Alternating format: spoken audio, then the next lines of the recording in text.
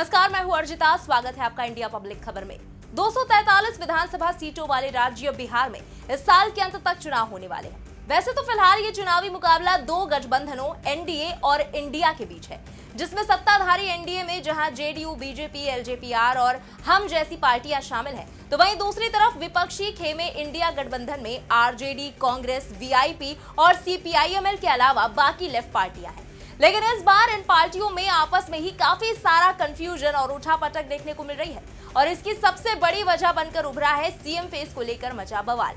कांग्रेस के बिहार में कृष्णा अल्लावरू को प्रभारी बनाए जाने के बाद से जहां कांग्रेस की ओर से 70 सीटों की मांग के साथ साथ तेजस्वी यादव को सीएम फेस के तौर पर उतारने के लिए इफ एंड बट के सुर सुनाई देने लगे हैं, तो वहीं बीजेपी में भी सिर्फ वर्बली तौर पर ही नीतीश कुमार की लीडरशिप में और उनके चेहरे पर चुनाव लड़ने की बात कही जा रही है, जिसकी ऑफिशियल अनाउंसमेंट के लिए विपक्ष बार बार बीजेपी पर दबाव बनाता या फिर छीटाकशी करते हुए चैलेंज करते दिखता है। लेकिन इन सबके बीच बिहार से सटे देश के सबसे बड़े सियासी सूबे उत्तर प्रदेश से चली एक जोरदार आंधी तेजी से बिहार की तरफ रुख कर चुकी है, जिसके बाद से बिहार के चुनावी शंखनाद से पहले ही यहाँ का सियासी पारा बढ़ चुका है और विपक्ष से लेकर सत्ता पक्ष तक हलचल काफी तेज हो गई है। हम बात कर रहे हैं यूपी की सत्ता की कमान बतौर मुख्यमंत्री 4 बार संभाल चुकी बसपा सुप्रीमो मायावती की। चुनावी साल में बिहार में जोरदार सियासी उथल-पुथल देखने को मिल रही है। वैसे तो पिछले साल हुए लोकसभा चुनाव के बाद से सिर्फ यूपी ही नहीं बल्कि पूरे देश की राजनीति में काफी बड़े-बड़े बदलाव देखने को मिले। चुनाव के आखिर तक लगातार बदलती इक्वेशन से बदलते नतीजों की तस्वीरों ने कईयों के भ्रम तोड़ने का काम किया, जैसा कि हरियाणा, जम्मू कश्मीर, महाराष्ट्र, झारखंड और कुछ ही वक्त पहले हुए दिल्ली विधानसभा चुनाव में भी देखने को मिला कि किस तरह एन मोमेंट तक बड़े-बड़े सूरमाओं की सियासी धरती हिल गई। तो वहीं अब हर किसी की नजर आज से कुछ महीने बाद ही बिहार में होने जा रहे विधानसभा चुनावों पर है और जिस तरह का पॉलिटिकल सिनेरियो यहाँ फिलहाल देखने को मिल रहा है, उसको लेकर भी हर किसी में कौतूहल देखने को मिल रहा है। और इसी कड़ी में बसपा सुप्रीमो मायावती ने भी अभी से बिहार की राजनीति में खलबली मचा दी है। बीते कुछ दिनों के भीतर भतीजे आकाश आनंद को पार्टी से बाहर निकालने से लेकर भाई आनंद कुमार को भी पहले कोऑर्डिनेटर बनाना और फिर उनको भी पद से हटाने जैसे कई बड़े फैसले लेने वाली बसपा सुप्रीमो मायावती के बिहार की ओर बढ़ते कदम अब बिहार में आरजेडी और कांग्रेस के विपक्षी महागठबंधन के साथ साथ सत्ताधारी जेडीयू और बीजेपी की लीडरशिप वाले एनडीए के लिए भी बड़े खतरे की घंटी बनते दिखाई दे रहे हैं। तो चलिए जानते हैं कि आखिर ताबड़तोड़ एक्शंस ले रही बसपा सुप्रीमो मायावती का अब मिशन बिहार के लिए क्या है मेगा प्लान और किस तरह से मायावती बढ़ा रही हैं तेजस्वी नीतीश की टेंशन।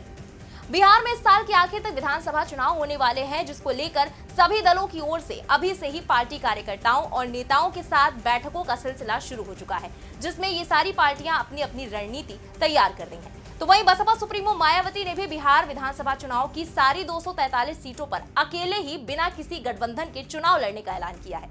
बीएसपी ने साफ किया है कि उनकी पार्टी जो है वो आगामी बिहार विधानसभा चुनाव में किसी के भी साथ अलायंस नहीं करेगी। इसी कड़ी में बक्सर के धनसोई स्थित हरि नारायण शाह भुवनेश्वर जनता महाविद्यालय में हाल ही में बसपा के तत्वाधान में विधानसभा स्तरीय सेक्टर प्रभारियों और कार्यकर्ताओं की एक विशेष बैठक आयोजित की गई। इस बैठक में पार्टी की विचारधारा और विजन को प्रखंड, पंचायत से लेकर बूथ स्तर तक पहुंचाने पर जोर दिया गया। साथ ही आगामी विधानसभा चुनाव में बसपा प्रत्याशियों की जीत सुनिश्चित करने का भी आह्वान किया गया। यहाँ आपको बता दें कि कार्यक्रम की अध्यक्षता और संचालन जिला अध्यक्ष सुभाष गौतम ने किया। बसपा के प्रदेश प्रभारी ने नीतीश कुमार सरकार पर इस दौरान जमकर निशाना साधा। इस बैठक में विधानसभा चुनाव के लिए बूथ स्तर पर समर्पित कार्यकर्ताओं की कमेटी भी गठित हुई, जिस पर चर्चा की गई, जो सामाजिक समीकरणों के आधार पर चट्टानी एकता प्रदर्शित करेगी। इस कार्यक्रम में प्रदेश महासचिव अभिमन्यु सिंह कुशवाहा, लालजी राम, सुभाष अम्बेडकर, संजय मंडल, साजिद हुसैन, लक्ष्मण कुशवाहा, रमेश राजभर जैसे कई कार्यकर्ता मौजूद रहे। बताते चले कि कुछ ही दिन पहले पार्टी के प्रदेश दफ्तर में भी पार्टी पदाधिकारियों की एक बैठक हुई थी और इसमें बिहार चुनाव को लेकर रणनीति तैयार करने का काम किया गया। जानकारी के मुताबिक इस बैठक को बसपा सांसद रामजी गौतम, केंद्रीय प्रदेश प्रभारी सुरेश राव, एनपी अहिरवार, कुणाल विवेक, संजय मंडल और जिग्नेश जिज्ञासु ने भी संबोधित किया था, जबकि कार्यक्रम की अध्यक्षता प्रदेश अध्यक्ष शंकर महतो और संचालन कुणाल विवेक ने किया। इसकी जानकारी बसपा सांसद रामजी गौतम ने अपने सोशल मीडिया प्लेटफॉर्म एक्स पर शेयर करते हुए दी थी। वहीं बैठक के बाद बसपा के बिहार प्रभारी अनिल कुमार ने कहा था कि जनता एनडीए से ऊब चुकी है और नए विकल्प की तलाश में है। साथ ही उन्होंने बताया था कि इस बैठक में इस बात को लेकर सभी एकमत दिखे कि आगामी विधानसभा चुनाव में पार्टी अकेले ही मैदान में उतरे। तो वहीं इस बीच एक बार फिर से बिहार में बहुजन समाज पार्टी ने राजनीतिक दांव खेला। दरअसल पार्टी के केंद्रीय प्रभारी और राज्यसभा सांसद इंजीनियर रामजी गौतम ने कुछ ही वक्त पहले गोपालगंज में ये घोषणा की थी कि बसपा राज्य की सभी विधानसभा सीटों पर चुनाव लड़ेगी। गोपालगंज में आयोजित जिला स्तरीय कार्यकर्ता सम्मेलन में रामजी गौतम ने कार्यकर्ताओं को बूथ स्तर पर संगठन मजबूत करने का निर्देश दिया था। कार्यक्रम की शुरुआत संत रविदास, बाबा साहेब भीमराव अंबेडकर और कांची राम के चित्रों पर माल्यार्पण के साथ हुई थी। जिला अध्यक्ष स्वतंत्र राम की अध्यक्षता में हुए इस कार्यक्रम का संचालन महेश राम ने किया था। कार्यक्रम में प्रदेश अध्यक्ष शंकर महतो और प्रदेश उपाध्यक्ष किशोर कुणाल भी मौजूद थे। इस दौरान सचिन कुमार सिंह को बसपा का नया जिला प्रभारी बनाया गया था। साथ ही कार्यकर्ताओं ने सभी विधानसभा सीटों पर जीत का संकल्प लिया था। वहीं इस दौरान रामजी गौतम ने बिहार की वर्तमान सरकार पर जमकर हमला भी बोला था। उन्होंने कहा था कि राज्य में कानून व्यवस्था पूरी तरह ध्वस्त हो चुकी है।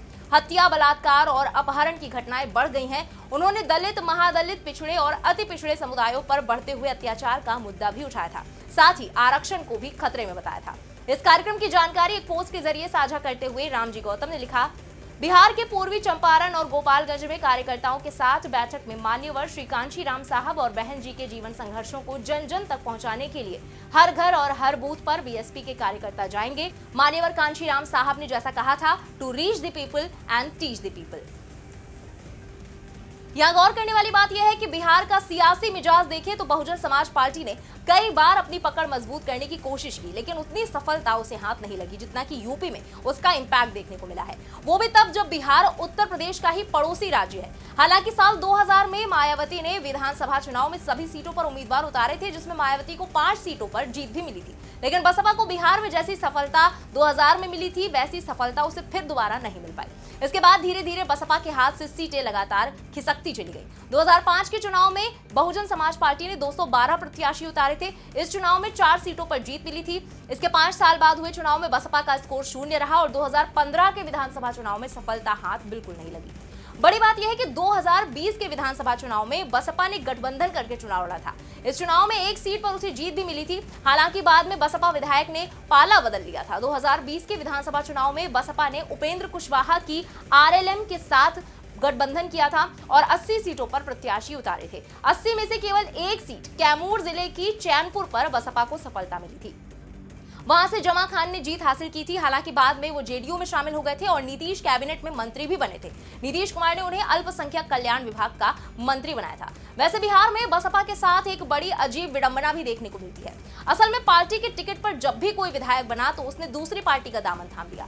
साल 2000 की भी बात करें तो बसपा के टिकट पर 5 विधायक चुने गए थे। ये सभी आरजेडी में शामिल हो गए थे। 2005 में 2 विधायक चुने गए, लेकिन सरकार ही नहीं बन सकी। फिर अक्टूबर में दोबारा चुनाव शुरू हुए तो 4 विधायक जीते और सभी जेडीयू में शामिल हो गए। 2009 में हुए उपचुनाव में बसपा के टिकट पर एक विधायक चुनाव जीत गया। बाद में वो भी बीजेपी में शामिल हो गया।